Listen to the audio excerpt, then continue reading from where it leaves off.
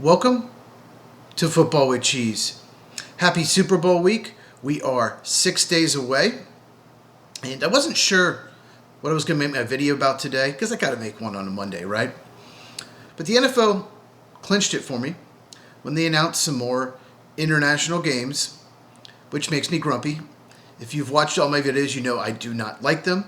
And I'm going to go over the reasons why in this video. But first, if you're new to the channel, make sure you subscribe and hit the bell for notification so you never miss one of my videos. It is Monday morning. I'm still drinking my coffee. I got Spidey today, mug check. So, international games. Let me pull it up after I have a sip. I love coffee. So far, Melbourne, Australia. More on that in a second. Rio de Janeiro, Munich, 3 games in London, Madrid, and now Paris. At least Rio de Janeiro, the time zone is very close. Melbourne is insanely stupid. But first, let's just talk about why the NFL does international games. Money. They do it for money. They're trying to grow the game internationally, which brings in more money. That's it. That's the only reason they do it. They don't do it for the fans in Europe, the fans in Australia, the fans in Brazil. No. They do it for money. That is all. And let's now go over all the reasons that I absolutely hate international games. One, the players.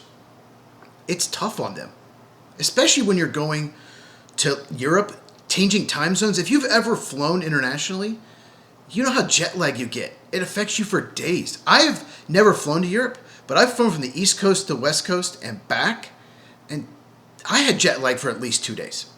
Can you imagine if your team, it's on the West Coast, like in California or Washington, like the Seahawks, and having to travel to Munich and play a game there and then back? Now, most teams get a bye week right after.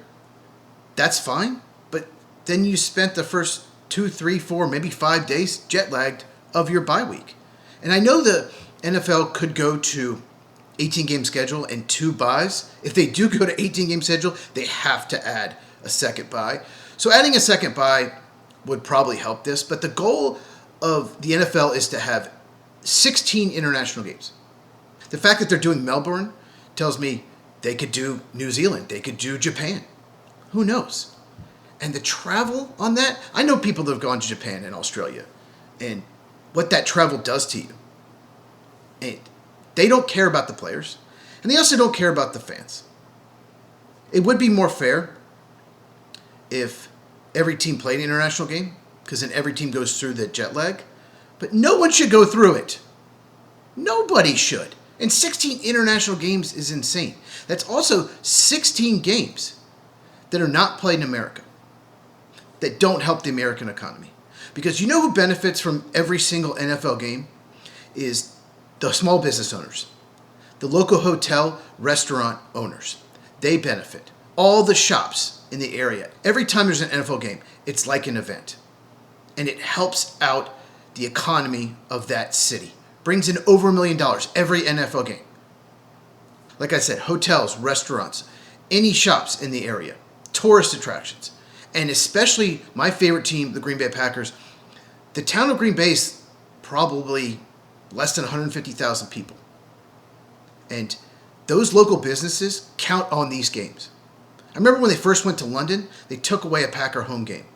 That sucks for that local economy. These small business owners count on those games every year. In the scenario where you have to play an international game every year, you would take away a home game every other year. It doesn't care about America, doesn't care about small business owners, doesn't care about the economy. No. Let's grow the game internationally for more money. And the wear and tear on the players, they don't care about player safety because it's not good for them to go to a foreign country. And who knows, some of these fields are designed for soccer and not for football. So this could lead to more injuries. They're not used to the surface. There's just so many problems. I remember when Green Bay played in Brazil against the Eagles week 1. And there was heightened security because it was dangerous in the city. I think it was Sao Paulo. I don't think it was Rio. Let me know in the comments if you remember. But they had to warn fans of the Eagles and Packers that were traveling there about the safety, the crime. There was heightened security for the players and coaches. Why are you playing in a city that's not safe? And you know what the long-term goal is? Because they even teased it, is to have a whole conference in Europe. Not just one team. The NFL kind of floated a rumor a few years back that it might put a team permanently in London, or the Jaguars would play like half their home games there to see what the reaction would be with the players, coaches, and it wasn't good. Because if I had a son who's about to be drafted in the NFL, let's say he's projected to be a mid-round pick. If you're a mid-round pick, you can be drafted by anybody. If you're projected top 15 pick, obviously only a certain amount of teams can get you. And if I had a son, I would tell his agent to call that team that's based in Europe or plays a lot of their games in Europe, do not draft my son. This is an American sport. We live in America. Absolutely ridiculous. It makes me grumpy. Yes, makes me grumpy. But I absolutely hate international games. I'm going to ask Mike about them. We've talked about it in the past, but I'm going to ask Mike on the Lights Out podcast, link in the description. We do it every Tuesday night, 8 Eastern, 5 Pacific.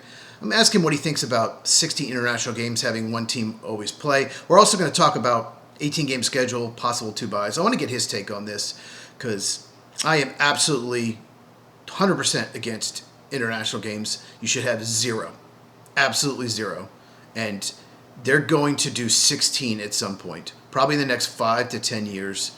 And who knows where they'll play. And you have a huge advantage if you play, say, maybe Mexico City as opposed to Tokyo or Melbourne. Huge advantage because of the travel time.